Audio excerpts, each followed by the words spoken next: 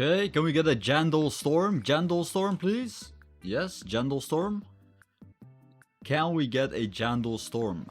But, anyways, if you want Blood Moon Lit Fruit, you can get Blood Moon Lit Fruit, you see? A fruit in your garden, mutated Blood Moon. Oh my god, the monkey is back! Monkey! No, the monkey is back!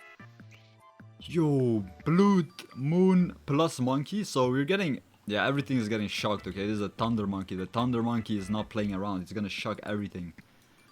My whole garden is pretty much lit up. It's a whole party. It's actually a whole party. Yo! Oh my god, everything is glowing. Yeah, GG's, everything is glowing. They struck down the tomatoes, the tomato farm. Yeah, I don't actually know what else can glow on my farm, but everything is glowing. I gotta farm more, I gotta get more fruits on my farm, because otherwise it's not gonna be good, okay? We need more fruits. We actually need to plant more fruits, because everything is glowing right now. Oh my god.